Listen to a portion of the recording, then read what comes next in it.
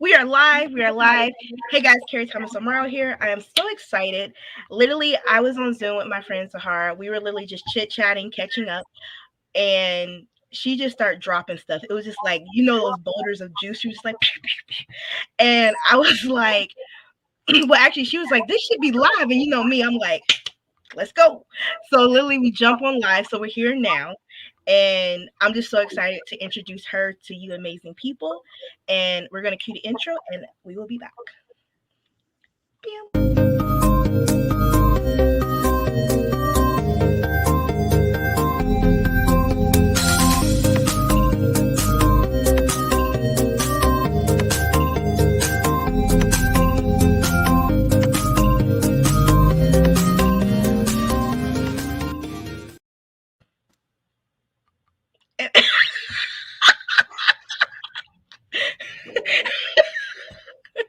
How'd you like the intro?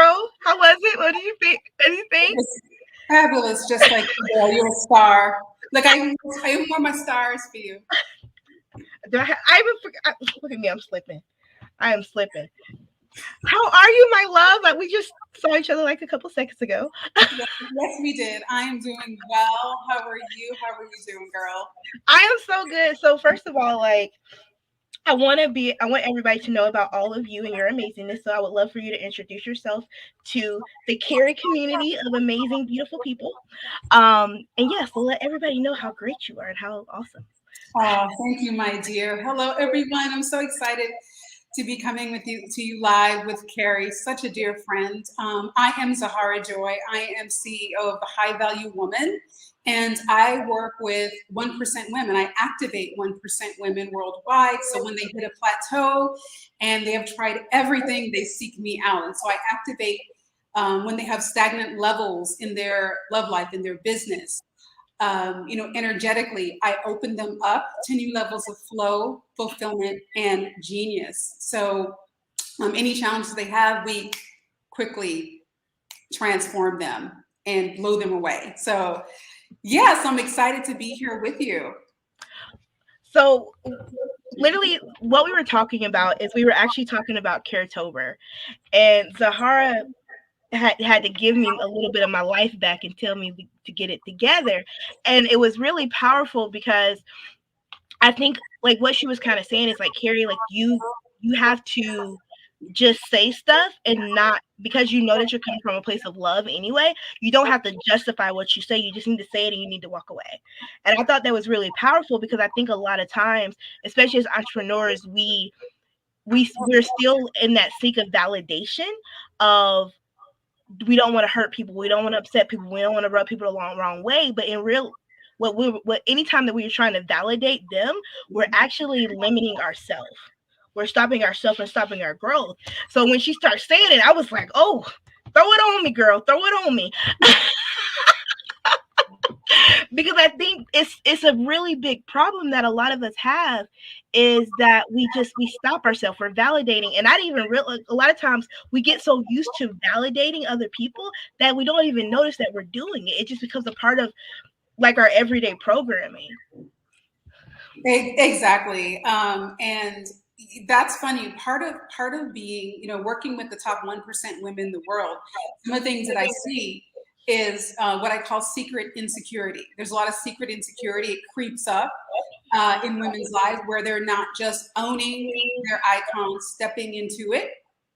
And that's what, and I call it out. It doesn't matter. Like, sometimes, Carrie, how you're doing what you were meant to do. You're being who you're meant to be. Like, I can't turn it off. Like, I just get paid well to do it, right? But when I'm even with my girls like you, it's like, no, we're not having this. I said, Carrie, just say what you need to say, period. And let the rest sort it, let the people sort themselves out, and they need to get support with that, right? But you are the icon. The 1% woman is 1% women, the top of our game in the entire world. We have some very unique challenges that we have to face being in the public eye. And that's why I love to support these, women with those unique challenges and like conquer them like nothing, crush them, instantly like that. So that's why I had to drop those codes to you like that. I was like, no, we're not having that. I was like, drop it on me. I was like, drop them down. No, and it's funny because I don't know if everybody knows, but like I've literally been in this phase of me removing like these other people validating me and the stuff that I do. And it's funny because like I've been able to do it in business and this and like some of the out like the more louder things that I say, but I noticed that even in our conversation at a very subtle level, those validations are still there. So it is almost like that secret. So it's like as these 1%, like we're like, okay, like I'm gonna put out what I want to put out. I'm gonna do the stuff that I want to say, and we feel good about the front end stuff. But it's like there's those pieces on the back end that we don't even notice. But certain situations come around, and those pieces start like popping in. So I thought that was interesting because I was like, no, I'm working on like I think I'm doing really great. And I'm like, no, it's actually still here. Like I need Yes. to. Yeah, exactly. It's the invisible insecurity, secret insecurity. I use those interchangeably. And one of the things is that we were talking about is, you know, energetically setting what I call the impeccable standard, energetically from the inside. So where I don't need anybody's validation. I don't give a damn what anyone thinks about what I'm saying or what I share or what I look like or about whoever I'm doing. Because as an icon, as a 1% woman on this planet, we have a lot to do. We have a lot to share. There's like this endless evolution, and we cannot be afraid. We cannot be second guessing and have these little pockets of secret insecurity. Like sniff it out immediately. Like I'm living currently on the Riviera Maya in Mexico, and I meet a lot of women entrepreneurs here as well. And I'm just talking to them like, excuse me, like I can't have it in my field. It's like gotta crush it. And so this weekend, so I was sharing with Carrie that this weekend I'm teaching this impeccable standard energetic field masterclass, like how to set that field from the inside out so you can show up powerfully, show up as the icon, show up boldly, say what you want to say, and not give a damn what anyone else. But the good thing is that it keeps out, like everything rises to the standard that you set your field at, period. So I sent out an email to my tribe this week about the old ways that are dying. And I was recently had a conversation with a woman who had complained that, oh, I keep receiving disrespectful behavior from men on dates, from work, family, you know, everywhere. You know, she's an entrepreneur. And I just told her, I was like, oh, I would never receive that kind of behavior from anyone, ever. Now, most people would say, oh, how arrogant. Guess what? I don't care, right? Because when you're living in the icon, and I know that you do the same thing, Carrie, there's codes that we drop that people need to hear. Boom, right? We can't censor ourselves. We can't worry about validation. We can't try to, you know, sugarcoat it. You know, and that's why I love teaching how to create that impeccable standard, that energetic field that you live in. So you don't have to even worry about any of that. So yeah, it's oh my gosh, it's so funny that you said that because I created a video last week where it was my issue with the idea of rebranding, and I knew there was going to be some feathers that were ruffled because like there are so many branding companies that specialize in this idea of rebranding, and I'm like, you shouldn't have to rebrand your business. If you're rebranding your business, it's because your business was built off of fluff. And like I knew there's some people that were going to be like, and it was funny because I showed it to one of my friends, and she looked at me. She was like, Carrie, my business is built off of fluff. I said, yeah, if this is, yeah. And but it was something that needed to be said. And I knew that because this is what I'm passionate about, and this is what's important to me. I had to do it, and I had to put it out there because if I didn't, realistically, it was going to be a disservice to everybody, and even a disservice to me because it's kind of what we were talking about earlier, is when we stop listening to situations or we censor ourselves, what ends up happening is those clothes get dropped to other people. It gets sent other places. Exactly. I'm glad oh my gosh. See, this is why I said this. I was like, this should be like, we need to be sharing this with people. I'm glad you said that because after I said what I said and dropped that bomb to her, she replied to me, yeah, I need to get aligned with what I want again. I need to clear my energy, right? she was about to go down that rabbit hole again. So you've got the rebranding rabbit hole. Like in every icon, there's a rabbit hole. There's many rabbit holes out there. You know, black holes that people get sucked into in your industry. And if you're afraid to say what needs to be said, like Carrie said, you're not going to attract the people into your field. And so for example, one of the things that I talk about that's not very popular, waiting to get for your mind to get it, forcing your mind to believe, trying to align your feelings, all the new age stuff, pushing through 6 to 12 months of coaching, struggling to raise your vibration and keep it raised, constantly managing your every thought, feeling, and emotion, repeating affirmations till you're blue in the face. Like, it is an endless grind. It's exhausting. The same thing rebranding. I've seen people rebrand and rebrand and rebrand. It's fluff, right? But yet it's the collective reigning consciousness that's out there. And the 1% women that are out there, all of us are here to share. We're here to drop the genius codes that we have that's going to like blow everything up. And you can't be nice and cute and coy. And I don't want to step on anybody's toes. No, we're here to blow shit up. That it's going to happen. If you're a 1% woman, you're here to blow shit up, period. Right. And that's why women have been through tons of popular programs, methods, or current reigning consciousness stuff, right? New age stuff with very little, you know, and so it's time to stop forcing the mind and emotions to align. You don't need alignment. You don't need to try to keep rebranding, as Carrie was saying. It's something that's completely out there that's going to be challenging. You're going to hear it. You're going to be like, damn it. And so when you set that, you know, the way that I teach women to set this impeccable standard of the field, the people are going to rise up. Those top 1%ers that you're supposed to attract, they're going to rise up into your field. Everybody else is going to be repelled. That's why I told that woman, I'm like, that type of behavior never happens to me. It does not even come into my field. So, oh my gosh, I love that you said that, because we always tell our clients that when you create content from a place of heart, strategy, and all that stuff, it activates and magnetizes people to you. Like, your person will be activated. It'll almost be like, you remember how, this is like, I'm corny, and this is one of my favorite movies. So you remember when Optimus Prime like goes out at the end of the movie and he says, "Autobots come home," and then all the Autobots are like, cut, like that's girl, okay, you got me at Optimus Prime. I was like, oh my gosh. Oh yes, it's true. Like, you're the Optimus, like really, we're like Optimus Prime of our community. And literally like the Autobots, literally, like when we stand up, and it's funny because his voice is always like so powerful at that moment when he tells them to come home. Like, they come because they're like, he's speaking to me, he's talking to me, like, it's time to come in. And like, they come in because they feel it and they activate and they're magnetized to your mission and your message.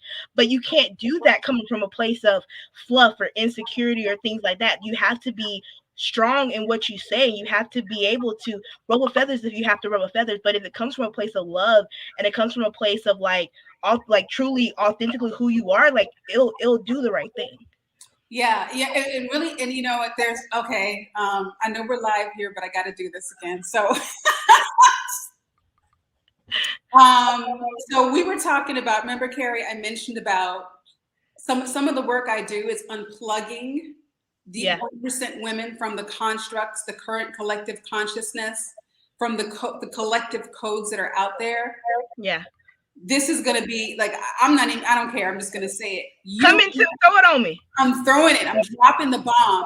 You don't even have to just deflect, oh, I'm coming from a place of love. No, this is the truth, and I'm going to share it. I don't care what anybody feels, because the 1% woman that I'm here for, she is going to hear me. You know, Autobots come home. She's going to come. She's going to hear me. She's going to do the bumblebee. Right? She's going to transform, right? And then she's going to come home. Everybody else, the whole world, like, I don't even care. Like, you know, 7 billion people, 7 billion people can fall away. But then my 100 that are the 1% on this planet are going to hear me. That is who I'm here for. I'm not here to come and, oh my gosh, I'm so loving. Because if you notice, I'm just me, right? And I know a lot of times people are like, oh my gosh, she's so rude, or she's such a bee, or whatever. And I'm like, well, that's their problem. like, you know, it's true though. It's true. Like somebody's going to say, oh, you're too nice. You're too kind. Doesn't matter who, you know, who you are or how you're being. It's going to rub somebody the wrong way. Always, always. So you don't even have to justify sometimes. And I'm not saying that, oh, you don't want to come from love. If that's your true thing, but let's not hide behind purpose. Oh, I want to help so many people. No, this is my truth. This is how I'm living it. And I know it's going to activate and transform the people that see it, that feel it, period. Right. And that's all that really matters. It's funny. It's funny that you say that because I was looking at there was this social media post that was talking about the villains in movies and how like we are so attached to them in every aspect after they leave the shows and the movies, and like you don't even like them because of like how they played themselves. I think it's that same thing almost, because they were so strongly in who they were, even in that role, like no matter where they are in anything, even if it was like not even real. Who was it? There was a show called The Revenge, and there was this woman named Victoria. Like anytime I see her, like I don't like her. Like I don't like her because I was like, you were just so mean. So planted in the psyche. Yeah.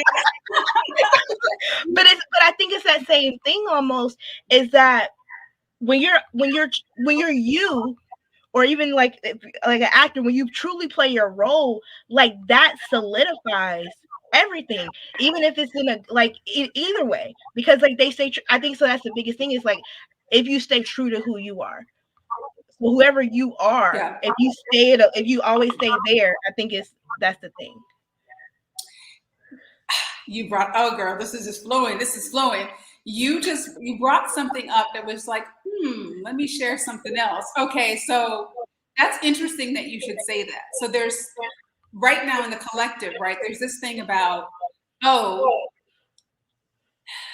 like the average person, the masses, right? Yeah. Oh, this is how we expect you to be. This is how we expect you to behave, even when you feel you're being yourself, right? When you get into your iconic status, when you tap into genius and you have the genius realm flowing through you, when you are operating in that energetic field, it's almost like a shape-shifting alien type of field.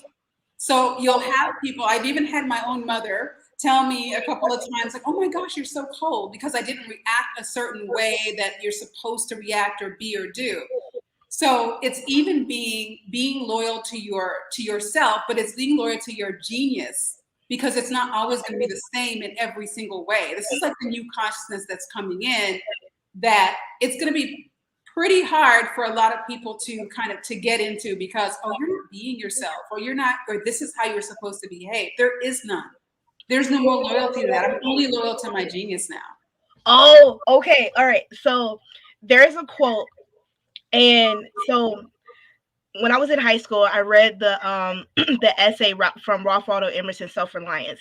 This quote is a quote that I even wrote like my college paper on. I got accepted to all the schools, so clearly it must have been a good paper. But it says, in every man's education, he arrives at a conviction that envy is ignorance and imitation is suicide.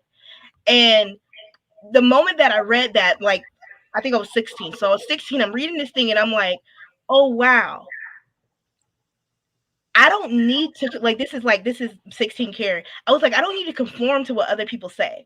I don't need to conform to like these boxes, because really, like, the supposed to be is like some person, I have not met this person, but some person said this is how people are supposed to act. This is how genders are supposed to act. This is how sexuality is supposed to be. These are how things are supposed to be. But the thing is, all of those things are just social norms that somebody put together and just made everybody say, this is the box, you need to find your way in it. But realistically, those boxes are ways to limit people's thinking. Like, really, that's what it is. It's like, how can I limit somebody's thinking? How can I limit somebody's thoughts? How can I simplify them as people so I can understand them better, not so they can understand themselves better, so I can be able to understand them better, so I can create judgments on them based on the box that I put them in. Yeah. And so this is why this piece is so important to me, is because this is the issue that people have with branding. Is everybody wants to put themselves in boxes, and even down to the luxury space, people say, "Oh, I'm a luxury brand. I should look this way." Yes, exactly. And I'm like, no, you shouldn't look this way, because your brand is based off of the impact you want to make and the person you want to serve and who you are as a person. So realistically, if we understand humans are based off of the choice, decision, experience that happen in their life. So when we're trying to box these people in or create these box brands, really you're saying that I serve everybody, but really what's happening, you're serving nobody. So then you have all these people that have brands that look like everybody else's brands, and these luxury brands look like everybody else's luxury brands, and it doesn't feel good when it comes to the customers they're trying to serve, because it doesn't connect. Exactly. Because they're not looking at them as humans, they're looking at them as, how can I put this box? This is what luxury should look like, and I'm going to do that. Exactly. Instead that's of my soapbox. I'm done. Yeah, instead of working with genius, and part of it is trying to control what you don't understand. It's so funny. The sun kind of like the clouds went over. Do you mind if I'm gonna stop this for a moment? See, this is what I'm talking about. Like, oh, you're supposed to be professional, like that. No, I'm stopping this so I can get my ring light, because this literally was impromptu. I didn't set up my ring light. So yeah, go get your ring light. Keep talking. No, let's keep talking. I'm just gonna stop this for a moment and get my ring light, set it up.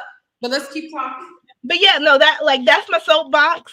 I didn't know you were gonna bring me down that path with that. But no, it's funny, because this is literally what we've been talking about with the idea of the frictionless branding and humanistic branding, is that we have to look at humans as humans, knowing that everybody is different, and you can't treat everybody the same, and you can't treat yourself.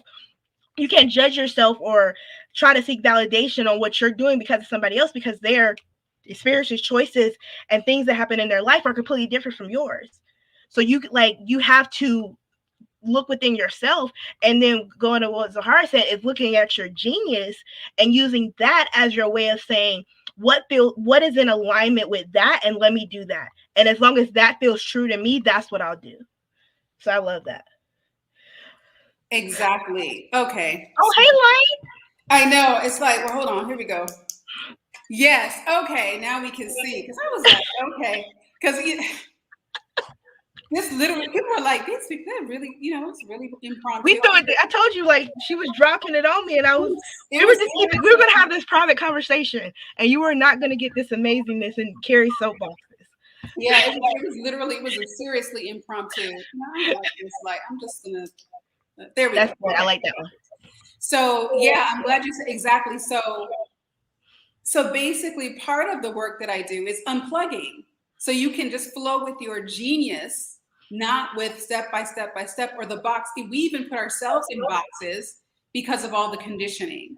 And so it's invisible. It's invisible for a lot of people now, because it's like they think they're free, but like even being like the whole rebel thing, I'm a rebel, even that is conditioned, because you're trying to be against that. You're being pushed to be against something. You're not even free there. What if you want to go with it, right? You know what I mean? Like, you know what I mean? Like, even that, you know what I mean? Like, even that you're control, like all the constructs that are out there, it's about control, especially when it comes to women. Let's not even get into, like, we're going to do another one of these. We're going to do one of these. This is so good. So it's funny. One of my friends, her son is 8, and he was doing an essay on what was he going to do for his New Year's resolution. So like she's kind of in the space that you're in too. And her son is like, he's a genius. So literally he was like, Mom, like, I don't want to do New Year's resolutions because I'm just putting expectations on myself because of what people think I should do for the new year. And I was like, that's so true. Like, even down to New Year's resolutions, there are boxes. It says, because it's like, it's a new year. What goals do I need to make sure that I hit so I can feel successful at the end of the year? But realistically, like, if you just let yourself lead you, you don't have to set those goals, and you can actually probably do more because you're not putting all these expectations on yourself. And I was like, oh man. And then there's a quote. It's funny. I'm on the road now. There was a quote that I read that says hold on, let me find it. Are we on Facebook? Where are we right now? Huh? I was at FHL a couple weeks ago, and it says the quality of your life is in direct proportion to the amount of uncertainty that you can comfortably live with. And Yep. it's by Tony Robbins. And I remember when I read that, I was like, this is why I'm so always so stressed out, because I'm always trying to control all these situations rather than just letting things just be how they can be. And then of course, like, having some structures around it, so like it can happen the way that it can happen, but not feeling like you have to put so much pressure and control the situation, and allowing things to just have the fluidity that it needs. Yeah, exactly. And I'm glad you mentioned the C word, control, because that's a huge thing with 1% women, with 1%ers in general, is they're trying to control a lot of, control everything.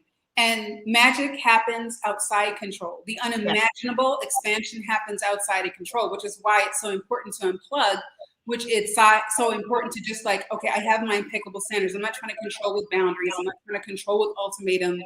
I don't have this laundry list of like whatever. You energetically set this standard. And then what comes for you when you're able to release the control and trust in what I call the magical masculine, you're able to like unimaginable, crazy, monstrous, amazing, magnificent things come into being in your life, way, way outside of what you could limitly like the whole manifestation industry about, oh, set it and think about it. And like I don't set goals. Like you said, I don't set goals. I don't try to visualize this or that. I have a taste, I have requirements. There's a way that I set my field. And people are welcome to DM me if they want to come to the class that's coming on Saturday. And that you attract, but you attract even better. Like you said, Carrie, far, far more than you could imagine in your life. Everything from relationships to business to everything. I mean, just even look at us right now. We could have thought, okay, well, where's the checklist? Oh, I didn't get my lights set up. Well, let me stop to get my. I'm like, you know what? We're doing this, right? This and this. I'm like, since I graduated university, I've been living with uncertainty. I've lived in 8 different countries around the world the last 20 years. Like, my life it's magical because I can lose that control. And the thing is, it's funny that you say that, because the moment I remember, I think it was like in August. In August, like I felt like it was just like so much stuff happening, and I was trying to control. Like I had like 10 plates, like, and keep in mind I have 2 hands, so I had like 10 plates, and I was like trying to juggle all the plates and trying to like be in control of all the plates, and then like the plates just start dropping. Like it was just like it was dropping. It was just like glass everywhere, and I was so overwhelmed because I was just like, I'm trying to do all of these things, but nothing's working. And I'm like, I don't understand why it's working, because I'm doing the stuff that I'm supposed to do that it will work. And I'm like, I'm doing the steps, I'm doing these, I'm doing all this stuff. And I was like, Carrie, like, you can't do all this stuff. Like, you need to let go, because this is not being healthy for you. Like, I got sick. Like, I was sick for like 3 weeks. Like, it was like all of this stuff that was happening because I was just trying to control everything. And the moment that I let go and I was like, you know what, I can't. And what made me be able to let go is I had to start thinking about situations where I couldn't control things and how it felt when I couldn't control things. And I noticed, I was like, if I can have that feeling and stuff that I could control, but I'm deciding not to, how much free could my life be? And the moment that I did, it was like this crazy stuff start happening. And like, also was listening to the spirits coming to me. And I was like, instead of like trying to like put them to the side burners, because I was like, well, clearly it's just coming to me, maybe I should do it rather than like putting it on the list of things, because I'm trying to do all this stuff. And I just start listening and doing and things like that. It's like, that's why we're launching our coaching program next week. And it's like, I got invited to speak at like this in-person event in February that I never saw possible like 18 months ago, because literally like the people that invited me are people that I used to look up to, and like now they're people I consider friends. But it's because I let go of trying to. I was like, I'm going to speak. I'm going to do all of these things to speak, and I was like, I let go of it, and then literally like speaking DAs just start coming, and I'm like, huh. Exactly. I was like, and this is me. But what's so cool is this is the first time that, but anytime before, I would have been like, oh man, what if I would have done this sooner? And I was like, you know what? Like, and this is what I hope everybody takes from this, like sometimes it's the right time to do it. So what you did before, maybe you needed to do that, go through that to be able to like to be where you are now. Like I feel like I'm not upset that I didn't do it earlier. I'm not upset that like it happened and I'm in my place now. I can't change that. Yeah. And you bring up something that's really, really important, especially for women to hear, is that we don't need to know why. When you're operating through genius, you a lot of times you won't even see the connection. You don't need to know why. You don't need to look back and connect the dots. You don't need the closure. You don't need any of that. It's just like it's just drop it, and that's it. And everything happened the way that it was supposed to happen. Period. And you just let it go, which is very hard. It's hard for type A people, type A personalities or control freaks, and any entrepreneurs in general, business owners, C-level people. It's hard to let that control go, for a lot of people. But that's where the whole we need to unplug from the collective consciousness, the constructs and codes and everything, so then you can live that freer but more magical life, right? Yeah, and it's funny because like somebody had told me that, because I was talking to her, I was like, man, I'm just so overwhelmed. Like I'm just so overwhelmed with all this stuff. And she was like, Carrie, you're not overwhelmed. I was like, no, I'm actually really overwhelmed. And she was like, you're not overwhelmed. You just don't want to make decisions. Yep. And when she said that, I was like, shut the front door and see me late. I'll see you next week. And but that's what it was. And it like it blew my mind, because literally that's it. Every time after that I looked up, was like, man, I feel a little overwhelmed. It was because there was choices that I needed to make that I wasn't ready to make. And I was like, the moment that I just made the choice, like the pain, the stress was over. And I'm like, this is interesting. Anytime that you feel overwhelmed, stressed, upset, nervous, whatever, any of those, you're out of sync with genius, period. Because it knows what to do. But this is like, sometimes I hesitate to even share these things because there's so much underneath it that needs to be shared. We could be here for hours, but I'll just leave it at that.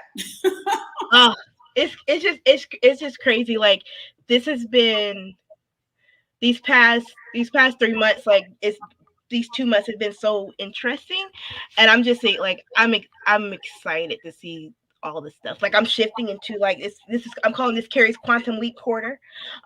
So we'll see what interesting stuff happens by me like shifting my own perspectives just as me as a person, and how it just changes in all the different aspects of my life.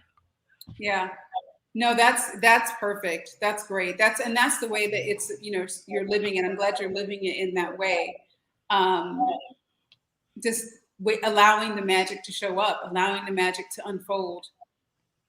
Okay, so I have a question, because this is a question that me and my husband have been talking about, because like I'm in this new place, and like he's looking at me like, I get what you're saying, man, but I need us to plan some stuff out a little bit more structure. And I'm like, no, I just want to like let things be, go with the flow. And he's looking at me like, first of all, where's my wife? Miss Planning everything, control everything. Where's she at? So like, how would you like, what would be some advice that you would give somebody that's like in the journey of me, that's trying to like just really just like live a life of uncertainty, when you come from a life of like controlling every situation, and then your spouse is used to like a control and more forceful planning, goal setting lifestyle? Like how do you deal with that? How do I feel about that? I feel that everyone should be allowed to be who they're becoming, period. It's a very simple answer. Whether it's friendship, romantic, platonic, doesn't matter. You should be allowed to be who you're becoming, period. There's no right, there's no wrong. Everybody has their process that they're growing through and they're expanding from. and we're all in different places and at different levels. And usually what happens when you come back where you need to come back together. And I'm not saying you grow apart. You're doing your thing. You're both growing and expanding. And at some point you're going to meet or not. It's funny. It's funny because it's like, it's almost, I feel like what I've had to do, and it's funny because the person that we were working with, she kind of said the same thing, and she's like, you have to drown a little bit and come back before you can go get help or create those connections. Almost what you said is like you have to grow and then be able to come back. And I think a lot of times it seems scary because just like, especially like if it's a spouse or romantic relationship, it's like you feel like I don't want to do that. Like that doesn't feel good. Like I want their help and things like that. But I think when the idea of like you finding your genius and really aligning, like it is a road that you have to take by yourself. Well, you have to take it. You can take it by yourself, but not alone. That's why mentors I work with. That's why I work with top 1%ers with women. Because a lot of times your best friend, your spouse, your boyfriend, your partner, your girlfriend, whatever, is not the ideal person. Everybody, usually when you're going through the quantum leap, the level of growth, other people in your field, in your life are doing the same thing. Not necessarily together, and you're not necessarily going to be able to support each other than say, hey, Carrie, I support you.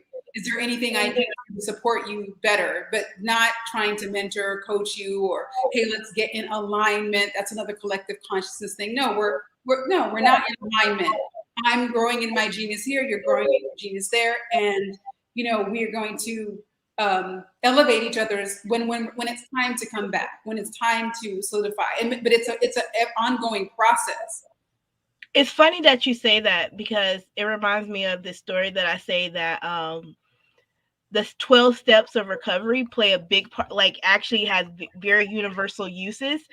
Like it should be for everyone should try it to go through it, because there's even pieces where you have to be able to take those steps by yourself. Yes, with the guidance and the support to be able to, when you go through those steps, because like I was on YouTube one time. I spent like 3 hours like watching this thing about this couple that were both like both had addictions and how they both went through their 12 steps and then they came together.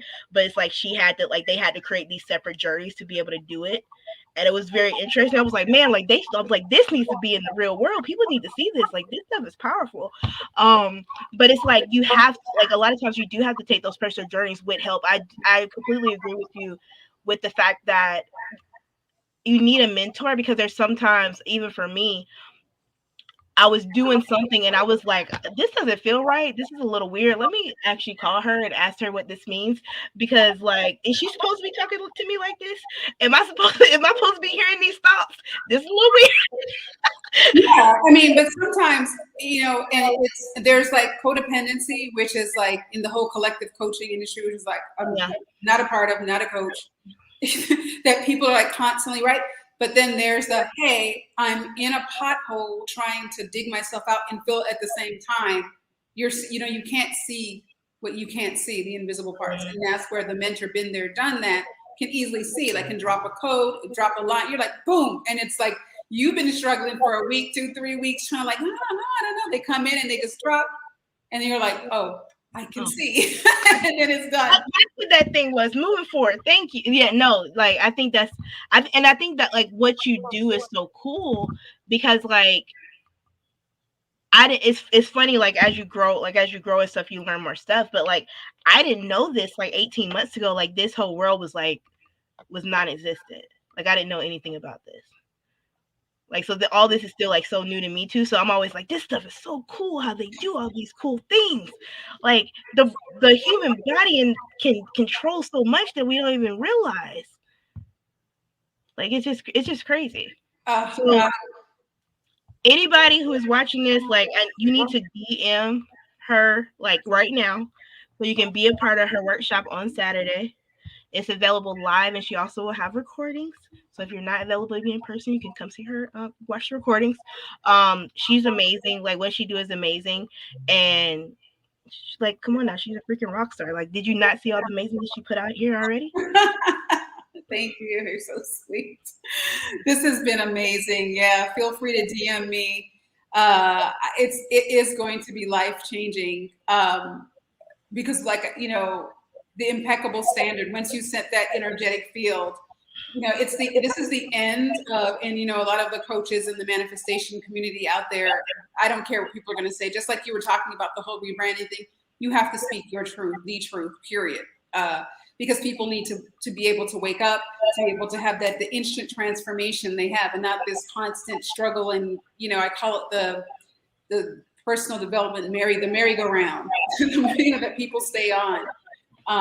So those who want to control their field, and not control in a way where it's this constant management, but say, this is what I will allow in my energetic field in my life, and this is what I will not, and I will repel. If you want to know how to do that, have that impeccable standard and set it, DM me, and we'll, you know, I'll share all the information. So this is going to be fun. And Carrie, we have to do this again, because you said something just now that was another hour long conversation. You know, I know we're going to end now, and I'm going to tell you about it a minute after we end this. But okay, there's something else that I was like, oh gosh, we could be. I have something's brewing between us, but I'll leave it at that. Guys, get ready. So I'm excited. I'm gonna cue the intro. We're gonna lead out, and then me and Zahara, we're gonna have our hangout after this, because we're friends and we get to hang out, and it's fun. So I will see you guys later. You are amazing. Love you bunches, and we are out of here.